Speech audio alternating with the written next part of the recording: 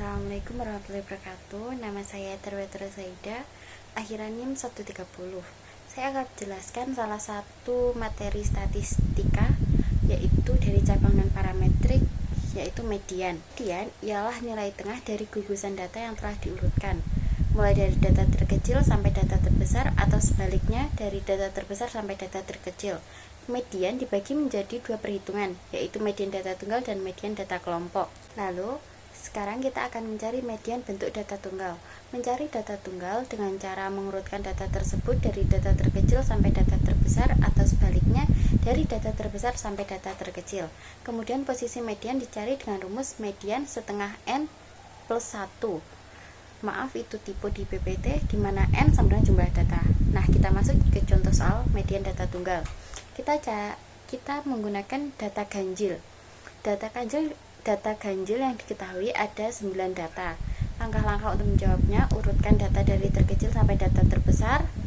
Nah, mulai dari 35, 40, 45, 50, 65, dan seterusnya. Lalu kita cari posisi median dengan rumus setengah N plus 1. Median setengah 9 tambah 1, yaitu menghasilkan 5. Nah, pada posisi kelima, letak median ialah 65. Jadi, median yang kita cari dari data ganjil tersebut berada di angka 65. Lalu, mencari median bentuk data kelompok. Mencari median data kelompok ini perlu dibuat susunan distribusi frekuensi terlebih dahulu, dengan cara mengurutkan data-data terkecil sampai data terbesar, atau sebaliknya. Kemudian menghitung rentangan, jumlah kelas, panjang kelas, interval. Kemudian membuat distribusi frekuensi, dilanjutkan mencari nilai mediannya dengan rumus median sama dengan BB plus P kali setengah N dikurangi IF per F. Nah, untuk keterangannya bisa kita lihat di PPT seperti di atas.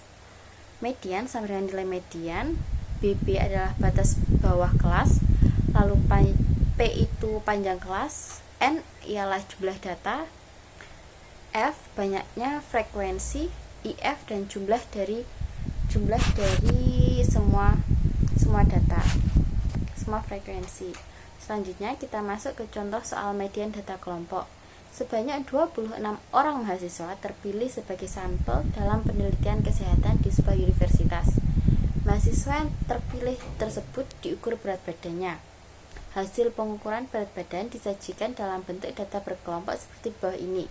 Bisa kita lihat di PPT-nya. Lalu kita akan mencari median berat badan dari 26 orang mahasiswa tersebut. Nah, sekarang kita masuk ke cara-cara menjawabnya. Sebelum menggunakan rumus di atas, kita membuat tabel frekuensi kumulatif data dahulu.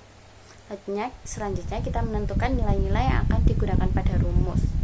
Jumlah data adalah 26, sehingga mediannya terletak di antara data ke-13 dan ke-14.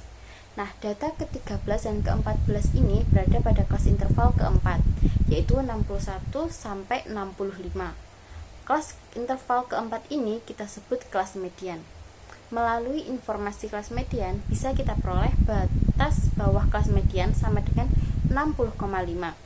Frekuensi kumulatif sebelum kelas median adalah 9, dan frekuensi kelas median sama dengan 5. Diketahui juga bahwa kelas sama dengan 5. Secara matematis bisa diringkas sebagai berikut. Bisa kita lihat di PPT-nya. Baik, selanjutnya dari nilai-nilai tersebut dapat kita hitung median dengan menggunakan rumus median data berkelompok. Kita menggunakan rumus yang sebelumnya, yaitu BB plus P tersebut. Nah, seperti ini bisa kita lihat hitungannya. Sehingga median berat badan mahasiswa diperoleh adalah 64,5 kg. Sekarang kita akan masuk contoh kasus menggunakan hitungan SPSS. Sebuah penelitian dilakukan pada perusahaan PT Hyundai. Penelitian ini bertujuan untuk mengetahui apakah ada perbedaan nilai gaji tengah antara karyawan laki-laki dan perempuan. Hasil pengamatan terhadap gaji per minggu 20 karyawan laki-laki dan perempuan sebagai sampel penelitian yang dipilih secara acak adalah sebagai berikut. Bisa kita lihat di sini berikut datanya. Lalu untuk penyelesaian kasusnya, pertama kita buka aplikasi SPSS terlebih dahulu. Lalu kita cari pada sheet variable view isi dengan variabel yang akan kita uji, yakni gaji dan jenis kelamin. Baik, selanjutnya yang ketiga, pada variabel jenis kelamin isi dengan kode value 1 untuk laki-laki dan value 2 untuk perempuan, seperti gambar di atas. Selanjutnya pada sheet data view, input data yang akan kita uji, kita masukkan data gaji-gaji para karyawannya. Lalu yang kelima, pada menu bar SPSS klik menu Analyze Non-Parametric Test. Selanjutnya pilih Key Independent Sample Test. Pada kotak dialog Test for several independent samples, pindahkan variabel gaji ke kotak tes variable list dan jenis kelamin ke kotak grouping variable. Kemudian checklist median pada test type. Nah, seperti yang kita lihat seperti di atas ya contohnya. Lalu yang keenam, pada grouping variable klik define range, masukkan angka 1 pada minimum dan angka 2 pada maksimum. Selanjutnya klik continue dan terakhir OK. Nah, selanjutnya kita masuk ke tahap ketujuh, yaitu interpretasi hasil median test adalah sebagai berikut. Bisa kita lihat di PPT-nya hasil dari median test yang kita hitung dengan menggunakan SPSS.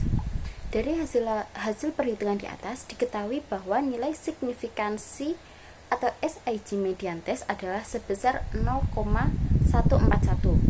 Karena nilai SIG-nya 0,141, maka 0,141 ini lebih besar dari 0,05. Maka HO diterima dan dapat diambil kesimpulan bahwa tidak terdapat perbedaan gaji tengah antara karyawan laki-laki dan perempuan. Nah, baik, seperti itu saja presentasi saya. Wassalamualaikum warahmatullahi wabarakatuh.